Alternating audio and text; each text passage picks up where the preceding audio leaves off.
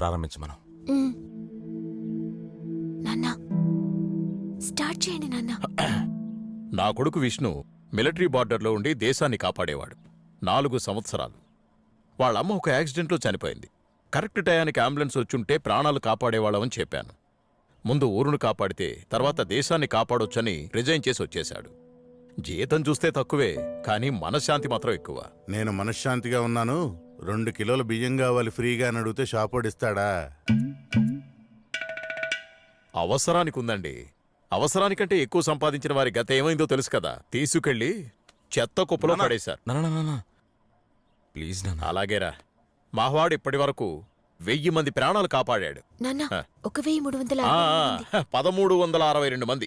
చాలా తెలివిగా మాట్లాడుతున్నాడు. ముసలోడు అసలు మాట్లాడటం లేదు కదా.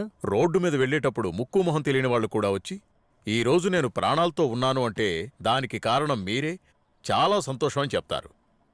ఇంతవరకు మావాడు అంబులెన్స్లో 140 మంది ప్రసవించారు. అమ్మాయి పుడితే విష్ణుప్రియ అని, అబ్బాయి పుడితే విష్ణువర్ధన్ అని పేరు పెట్టుకుంటారు వాళ్ళు. పేరు మాత్రం పెట్టుకుంటే బియ్యం ఫ్రీగా దొరుకుతాయా? వీడేంట్రా బాగా నసపార్టీలా ఉన్నాడు.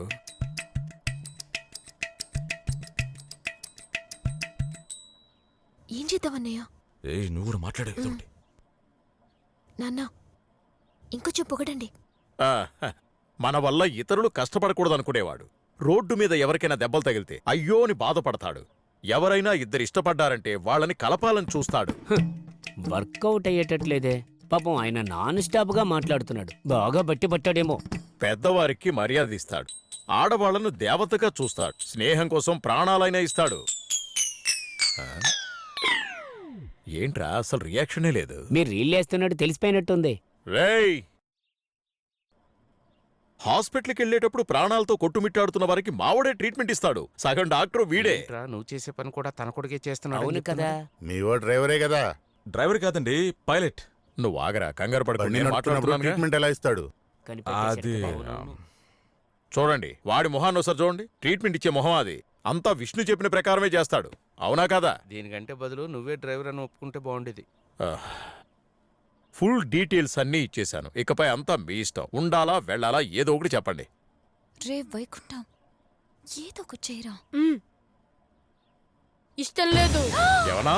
మీ పళ్ళెం పట్టుకుని ఇంటికి వెళ్ళండి. ఎవడ్రా వాడు? కూతురు తమ్ముడు నువ్వేనా? ఆగరా నువ్వు. నేనే మాట్లాడాను. మీ ఇంటికి వచ్చినందుకు ఇదేనా మర్యాద? అది కాదు. నువ్వు ఒక పెద్ద మనిషిని చెప్పి నీ ఇంటిని వెతుకుతూ సంబంధం మాట్లాడడానికి వచ్చాను ఇక్కడికి. నువ్వు ఇచ్చిన మర్యాద చెప్పు. అమ్మాయి నీకు నచ్చింది కదా? అమ్మాయి నీకు నచ్చిందా లేదా? నచ్చిందా లేదా? చూడమా, నచ్చాడా లేదా? నచ్చాడా లేదా?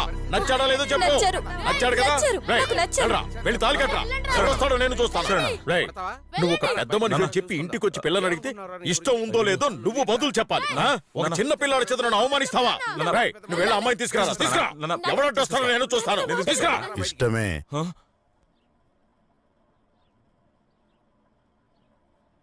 వచ్చే మంచి ముహూర్తానికే పెళ్లి.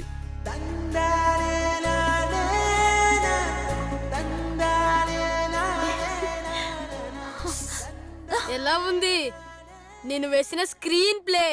మన నాన్న గురించి బాగా తెలుసు కూడా నువ్వు అలా ఎలా చేస్తావు? Enjoy enjoy.